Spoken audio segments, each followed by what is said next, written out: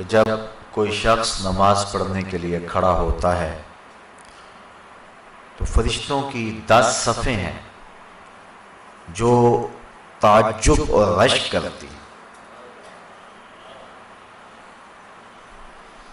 صاحب قوت القلوب شیخ ابو طالب مکی نے اس کا مفصل تذکرہ فرمایا ہے کہ کچھ فرشتے قیام میں ہیں، کچھ فرشتے قعود میں ہیں، کچھ فرشتے رکوع میں ہیں، کچھ فرشتے سجدے میں ہیں، کچھ تسبیح کر رہے ہیں، کچھ تحلیل کر رہے ہیں، کچھ استغفار طلب کر رہے ہیں، کچھ ثنا کرتے ہیں، کچھ درود پڑھتے ہیں اور کچھ دعا مانگ رہے ہیں۔ جو رکوع کرتا ہے وہ ہمیشہ رکوع میں ہے، سجدہ اس کا مقصود نہیں ہے۔ جو قیام میں ہے وہ قیامت تک قیام میں ہی رہے گا۔ جو تسبیح کر رہا ہے اس کا وظیفہ تسبیح ہی ہے۔ جو ثنا میں لگا ہے وہ ثنا کو ہی ساری زندگی قیامت تک اپنائے رکھے گا۔ جو استغفار طلب کر رہا ہے وہ استغفار میں ہی ہے۔ لیکن جب انسان نماز کے لیے کھڑے ہوتے ہیں تو یہ 10 صفیں جو فرشتوں کی ہیں یہ انسان پہ رشک کرتی ہیں، اس اعتبار کے کہ جو قیام میں ہے وہ کہتے ہیں کہ میری نماز میں تو صرف قیام ہے، لیکن یہ انسان کتنا خوش نصیب ہے کہ اس کی نماز میں قیام بھی ہے، رکوع بھی ہے، سجدہ بھی ہے، قعود بھی ہے۔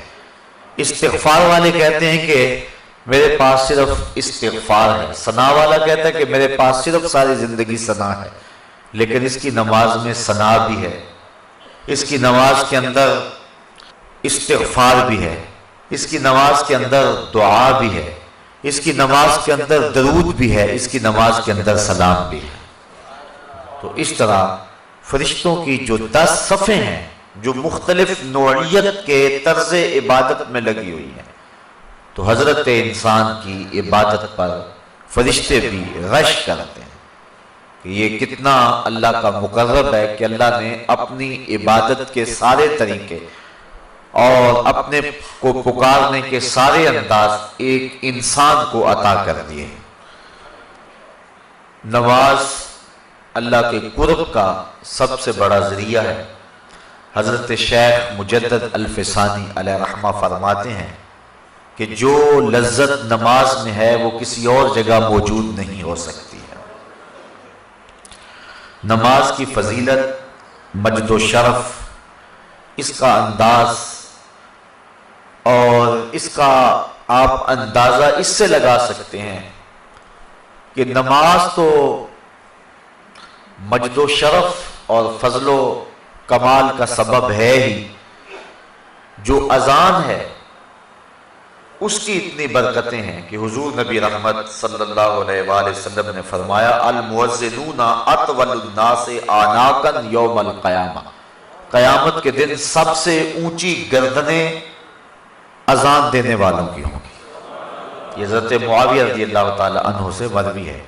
قیامت کے میدان کے اندر جب لوگ چلیں گے تو سب سے اونچی گردنیں مؤذن اذان دینے والوں کی ہوں گی۔ بلکہ ایک شخص حضور کی خدمت میں حاضر ہوا اور وہ عرض کرتا ہے کہ حضور مجھے ایسے عمل کی نشاندہی کیجئے کہ میں وہ عمل کر کے جنت میں داخل ہو جاؤں۔ تو حضور نے فرمایا کن مؤذنا، تو مؤذن بن جا، پنجگانہ اذان دیا کر۔ اس نے کہا لا استطیع، میں اس کی استطاعت نہیں رکھتا۔ وقت پر آنا، سب نمازیوں سے پہلے آنا اور وقت کا خیال رکھتے ہوئے اذان دینا، یہ سب سے مشکل کام ہے۔ اس نے کہا کہ میں اس کی استطاعت نہیں رکھتا۔ فرمایا کن اماما، اچھا پھر تو امام بن جا۔ اس نے عرض کی لا استطیع، میں اس کی استطاعت بھی نہیں رکھتا۔ تو پھر حضور نے ارشاد فرمایا فَقُمْ بِإِزَاءِ الْإِمَامِ، تو پھر امام کے پیچھے کھڑا ہو جانے والا ہو جا۔ تو اگر کوئی شخص جنت میں داخل ہونا چاہتا ہے تو ان تین چیزوں میں سے ایک چیز اس کو ضرور اختیار کرنا پڑے گی، یا مؤذن بن جائے، یا امام بن جائے، یا امام کے پیچھے کھڑا ہونے والا ہو جائے۔ تو نماز کی جو فضیلت ہے وہ تو ہے ہی، اذان کی اتنی فضیلت ہے۔ کل قیامت کے دن مؤذن حضرت بلال حبشی کی قیادت کے اندر جنت میں جائیں گے، اور ان کی گردنیں لوگوں سے بلند ہوگی، بلکہ نماز کے لیے ایک مؤذن تو اذان دیتا ہے، اس کی تو برکتیں ہیں ہی۔ ایک حدیث میری نظر سے گزری، لا تسبوا الدیگ لأنہ یوقظ للصلاۃ، فرمایا کبھی مرغے کو گالی نہ دینا، یہ تمہیں نماز کے لیے جگاتا ہے۔ جو مرغا نماز کے لیے بیدار کرے وہ محبوب بن جاتا ہے، تو جو نماز کے لیے اذان دے وہ کتنا محبوب ہوتا ہے۔ وہ محبوب ہوتا ہے تو جو نماز جو مقصود ہے جو پڑھے پھر اس کو اللہ کی محبت کتنی حاصل ہوتی ہے۔ بلکہ جب کوئی شخص ندا دیتا ہے، حدیث شریف میں لفظ ہیں حضرت ابو ہریرہ رضی اللہ تعالی عنہ سے مروی ہے، جو شخص ندا دے اور پھر جو اس کا جواب دے، حضرت بلال حبشی نے ندا دی، حضور کے ساتھ صحابہ تھے، جب حضرت بلال حبشی خاموش ہوئے تو حضور نے ارشاد فرمایا من قال مثل ھذا یقینا دخل الجنہ، جس نے یقین کے ساتھ جو بلال نے کہا ہے وہ جواب میں کہے، یعنی اذان کا جو جواب دے دے، فرمایا جو یقین کے ساتھ اذان کا جواب دے دے، فرمایا وہ سیدھا جنت میں جائے گا۔ ابھی نماز کی جو فضیلت ہے وہ ایک بہت بڑا امر ہے، اذان دینے والے کی جو برکتیں ہیں اور اس کو جو مجد و شرف ملتا ہے، اور اذان کی جو پکار پہ لبیک کہتا ہے۔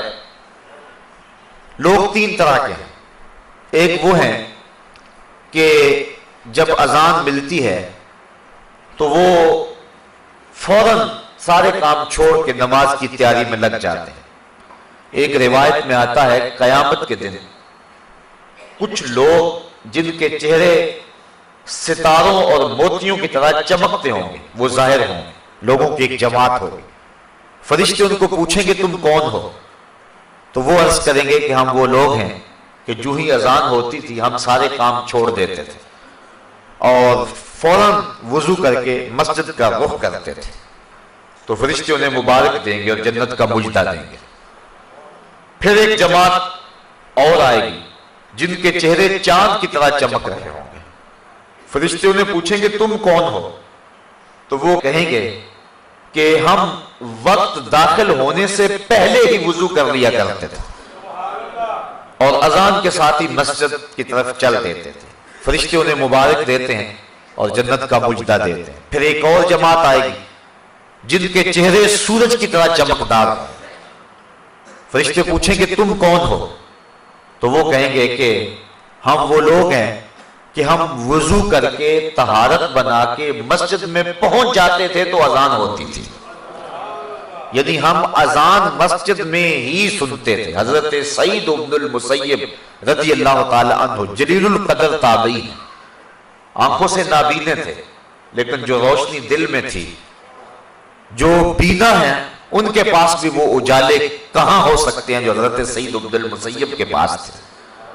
اللہ اکبر، کہتے ہیں 40 سال تک حضرت سعید بن المسیب نے جو ہے وہ تکبیر اولا بھی قضا نہیں ہونے دی، اسی وجہ سے ان کا نام پڑ گیا تھا حمامت المسجد، مسجد کا کبوتر، یعنی جس طرح کبوتر ہیں مسجدوں کے اندر رہتے ہیں تو حضرت سعید بن المسیب کا یہ نام پڑ گیا تھا۔ حالانکہ وہ آنکھوں سے نابینے تھے لیکن انہوں نے مسجد کی حاضری کا اس طرح التزام کیا کہ ان کا نام ہی حمامت المسجد پڑ گیا تھا۔ بلکہ جب یزید نے مدینے کو اجاڑا ایام حرہ میں، جب اس نے 3 دن تک اہل مدینہ کو سخت پریشان رکھا اور اس کے گھوڑے مسجد نبوی کے اندر باندھے گئے، اس وقت جو بھی پکڑا جاتا اس کو قتل کر دیا جاتا، تو حضرت سعید بن المسیب ان ایام کے اندر بھی مسجد میں رہے فرماتے ہیں کہ لیکن میں پریشان تھا کہ ظہر کا وقت ہوگا کون بتائے گا، مغرب عشاء کا وقت ہوگا کون بتائے گا۔ 3 دن تک مسجد نبوی میں نہ اذان ہوئی نہ اقامت ہوئی۔ یہ بڑے خطرناک دن آئے ہیں، اور یہ یزید بدبخت نے جس طرح کربلا میں ظلم کیا، اس نے مکہ المکرمہ میں بھی ظلم کیا اور اس نے مدینہ رسول میں بھی ظلم کیا، اور 3 دن تک مسجد نبوی میں اس کے ظلم کی وجہ سے اذان اور اقامت نہیں ہوئی۔ حضرت سعید ابن المسیب آنکھوں سے نابینے تھے، اور جب بھی کوئی یزید کے فوجی آتے تو نابینا سمجھ کے چھوڑ جاتے۔ فرماتے ہیں میں پریشان تھا کہ مجھے نمازوں کے وقت کا کون بتائے گا۔ اس مشکل وقت میں انہیں یہ پریشانی لاحق تھی کہ کہیں نماز کا وقت نہ گزر جائے۔ تو کہتے میں حضور کے حوضے کے پاس بیٹھا تھا، فلم ازل اسمع الاذان والاقامۃ من قبر رسول اللہ صلی اللہ علیہ وسلم۔